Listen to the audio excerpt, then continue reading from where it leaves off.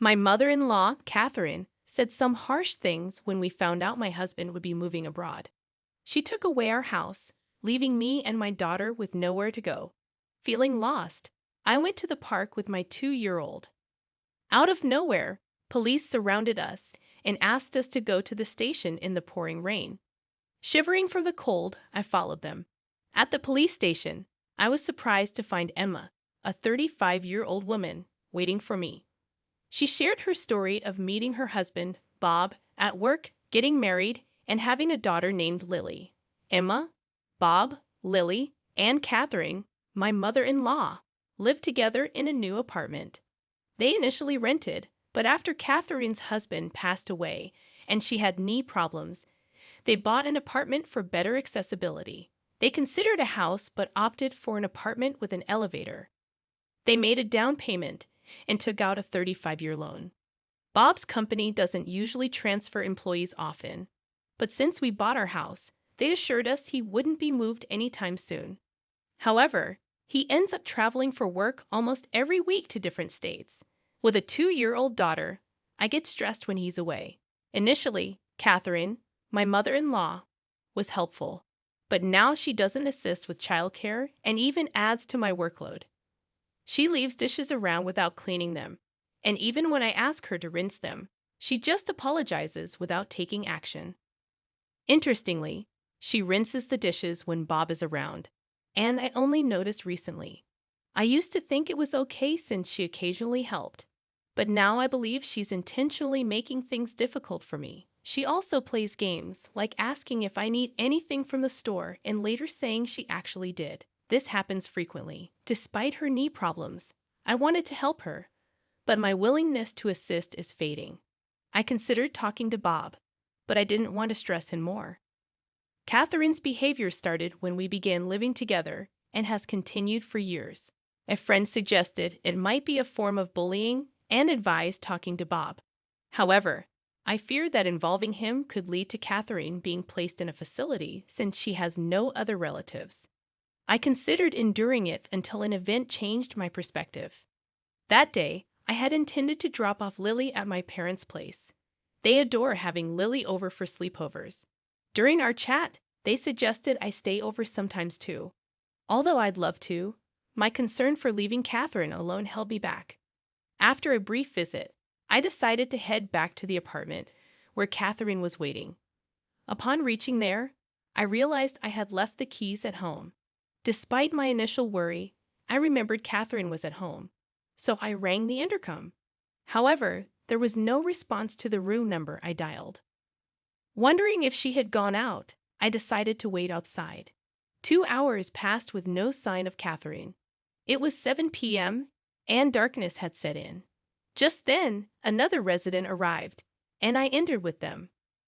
Knowing Catherine rarely went out at night, I was confident she was at home. With that belief, I pressed the intercom button outside our apartment. Though I heard the ding-dong sound, there was still no response. Waiting by the door, I eventually heard a faint sound from inside, confirming Catherine's presence. Despite trying the intercom several times, she refused to come out.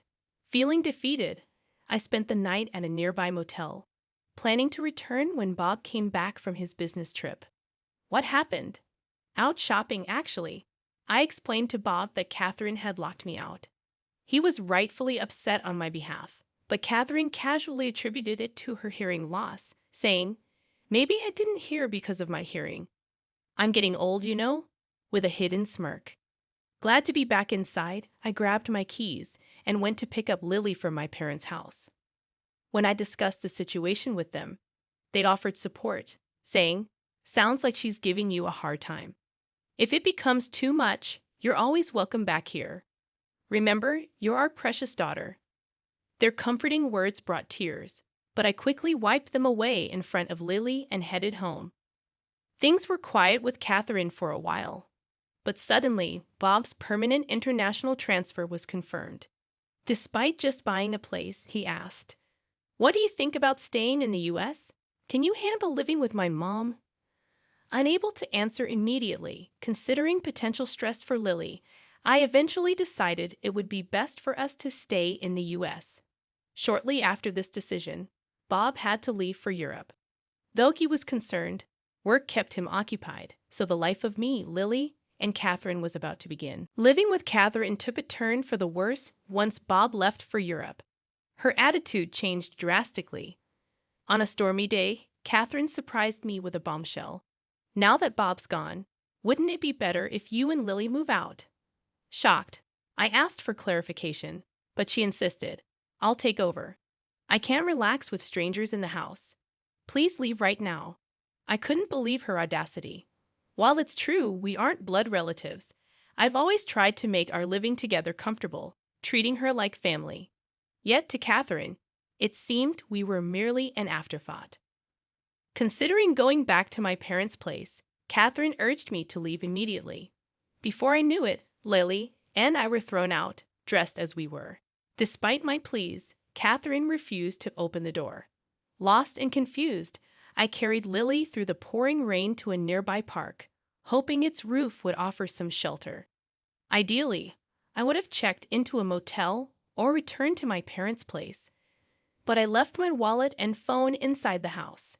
Feeling helpless, I sat in the park, trying to figure out our next move. Time passed in the torrential downpour, and overwhelmed by fatigue and cold, I began to doze off. It was dark, and despite the summer, the cold was biting. As bad as things were, the only option seemed to be a 3-hour walk to my parents' home. While pondering our situation, I noticed 2 distant lights approaching through the rain. Despite the obscured visibility, I could tell they were police officers. Hoping for help, one of them called out, "Are you Enma? And is this little one Lily?" Surprised they knew our names, I weakly confirmed, "Yes, that's us." The officer then requested, "Please come to the station with us." Perplexed, I questioned, "Why the police station?" Unsure if something was wrong, I complied as they urged Lily and me into the patrol car. We were freezing, but the officers had brought large towels and assured us, "You might need these. We've got spare clothes at the station for you." Curious about how they knew about us and the reason for heading to the police station, I asked, "How did you know where to find us?" Their response was, "We'll explain everything once we're back at the station. For now, just try to relax." Exhausted, I soon dozed off and woke up to find we had arrived at the police station. Inside, to my surprise, I saw Catherine and my uncle. "Uncle, what are you doing here?" He explained that Bob had contacted him. "Bob suspected you might be having issues with his mom, and since he's abroad, he wanted me to keep an eye on things for him."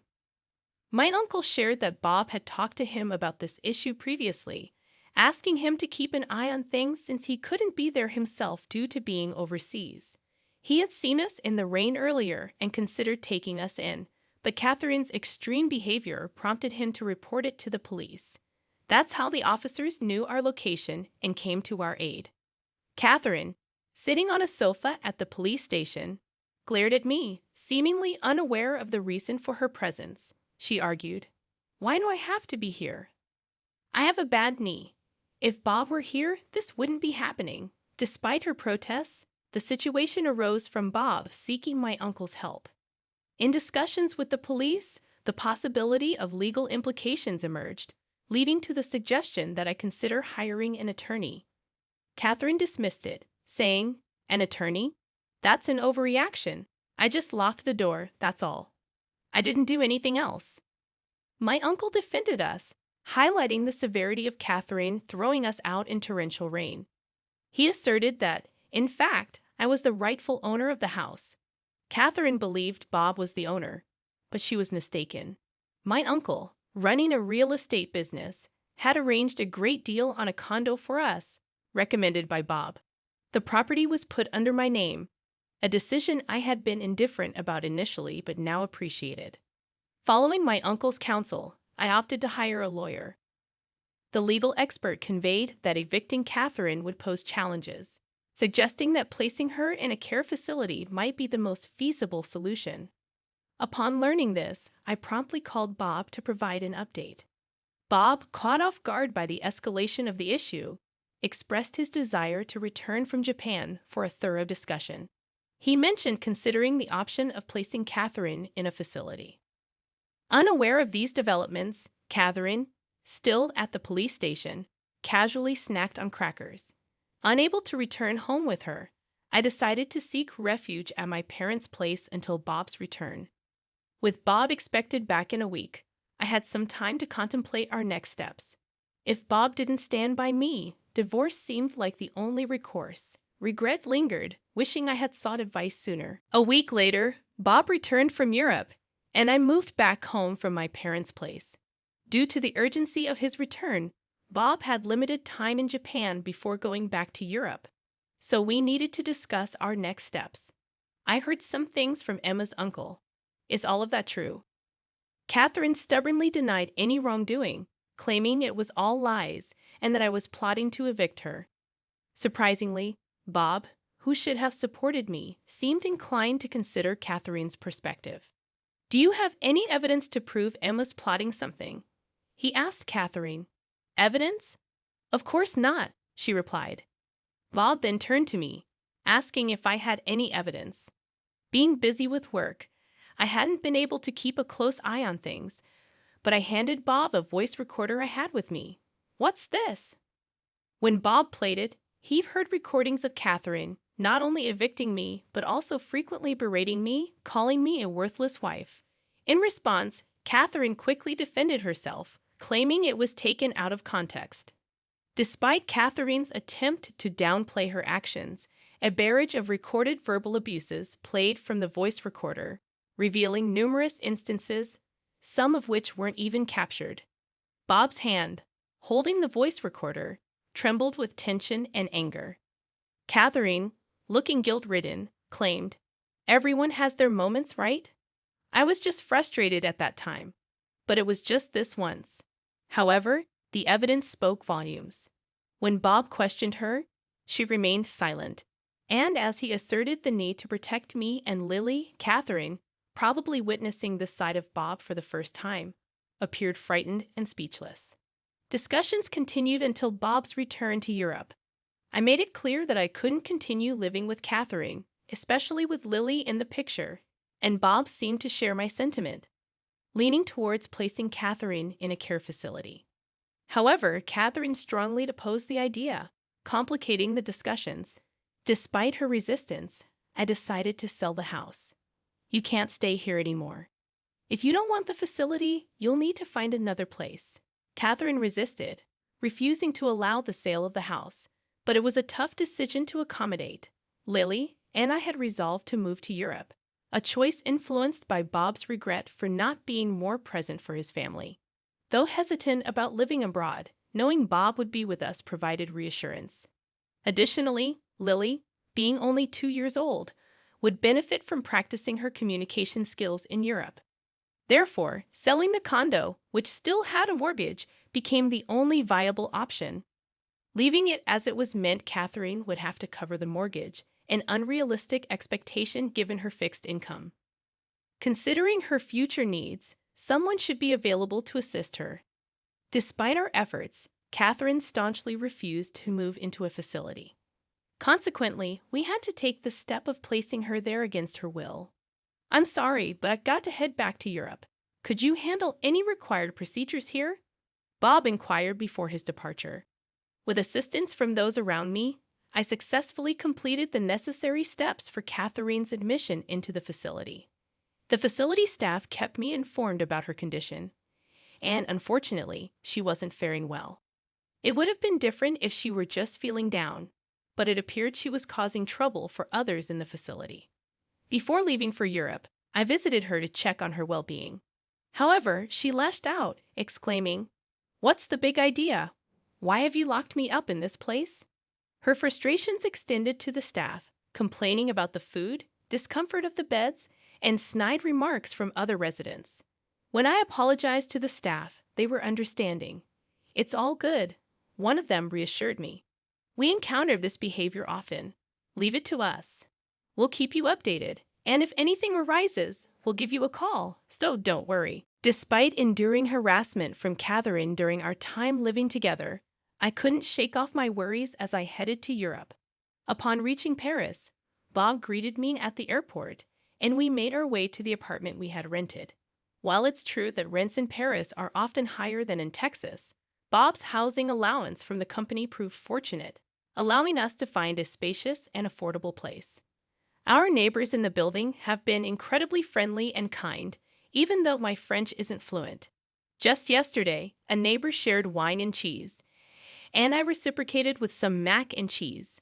Meanwhile, I'm gradually learning French alongside my daughter Lily, recognizing the limitations of self-study. I've also enrolled in a language school where I've made friends with fellow Americans new to France. Life in Paris is truly enjoyable. Back in the States, my constant concern for Catherine often hindered my enjoyment during outings with friends. However, here in Paris, I can savor leisurely lunches without such worries. The only current concern is Lily, who is still too young for kindergarten. Typically, children here start kindergarten at 5, so I hope Lily picks up enough French by then.